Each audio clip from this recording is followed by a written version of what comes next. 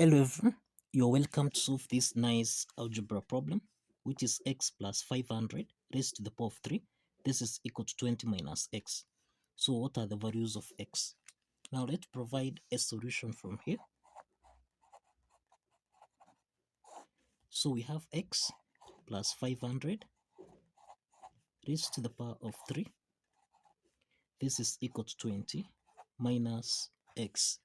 So the first step is to take minus x on the left hand side so that we have x plus 500 raised to the power of 3, then plus x. This is equal to 20. Now, the next step from here we have x plus 500. So let's add 500 on both sides so that we have x plus 500 raised to the power of 3.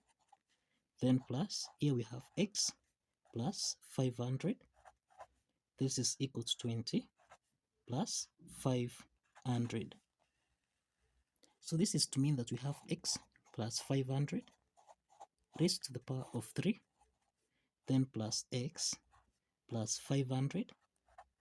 This is equal to 20 plus 500. This is equal to 520. Now we have x plus 500 here, and we have x plus 500 here. So we can let x plus 500 be equal to u. So let's express this equation here in terms of u. So we have u to the power of 3 plus u. This is equal to 520.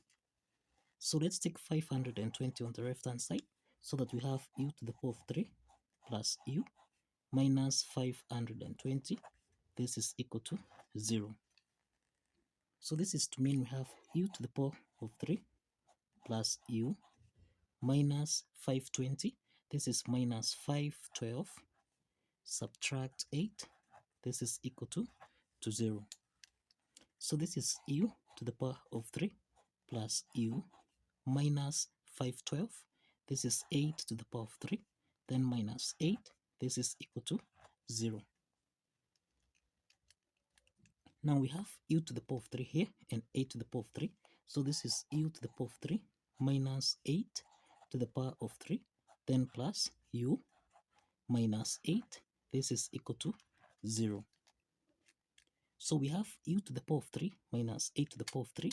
This is the difference of two cubes that we can express as a to the power of 3 minus b to the power of 3, which we can express as a subtract b into the parentheses. This is a to the power of 2 plus a times b plus b to the power of 2. Applying this identity, then we have u minus 8 into the parentheses. This is u squared plus 8u, then plus 8 squared. This is equal to 64. Then we have plus 8 minus u, close the parentheses. This is equal to 0. So this is to mean that u minus 8 is common here. So we can factor out u minus 8 into the parentheses. This is u squared plus 8u plus 64. Then plus 1, close the parentheses. This is equal to 0. So this is u minus 8. Then we have u to the power of 2. Then plus 8u. Then plus here 64 plus 1. This is 65. Close the parentheses. This is equal to 0. Now we have got two parts here. We have u minus 8. This is equal to 0. And we have u to the power of 2 plus 8u plus 65. This is equal to 0. So from the first part here, we have that u is equal to 8. Now, if you recall, we have seen that we let x plus 500 be equal to u. So let's substitute the first value of u, which is 8, so that we have x plus 500. This is equal to 8. Let's take 500 on the right hand side. So this means that x1, this is equal to 8 minus 500, and this means that x1 is equal to minus 492. So this is the value of x1. This is the value of x1. Now we have that here. We have u squared plus 8u plus 65. This is a quadratic equation. So this is u squared plus 8u plus 65. This is equal to 0. We can write this quadratic equation as u to the power of 2 plus 8u plus, we can write 65. This is the same thing as 16 plus 49. This is equal to 0. Now this is u to the power of 2 plus 8u plus, here we have 16. Let's take plus 49 on the right hand side. This is equal to negative 49. Now here we can express this quadratic equation. This is the same thing as u to the power of 2, then plus 8u is the same thing as 2 multiplied by 4 multiplied by u, then plus 16 is the same thing as 4 squared. This is equal to negative 49. Now we have that u squared plus 2 times 4 times u plus 4 squared. This is in the form of a squared plus 2ab plus b to the power of 2. This can be expressed as a plus b raised to the power of 2. Now here we can express this as u plus 4 raised to the power of 2. This is equal to negative 49.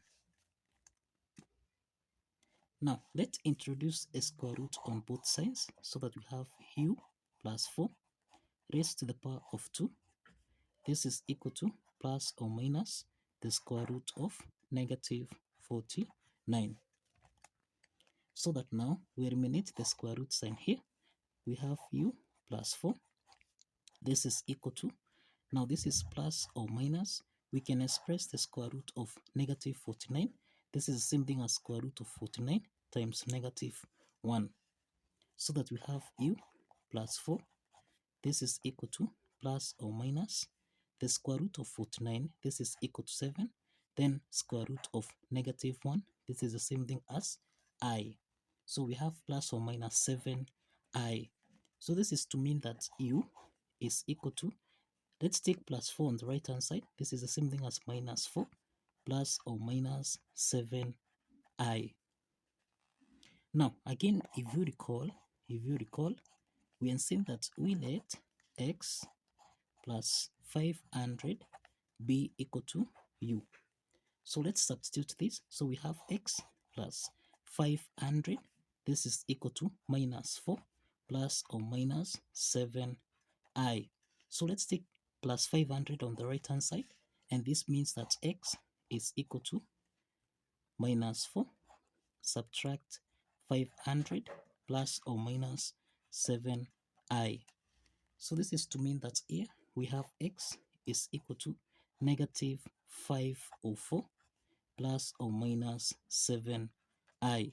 So you find that here we have x2, which is equal to negative 504 plus 7i, and we have x3, which is negative 504 minus 7i.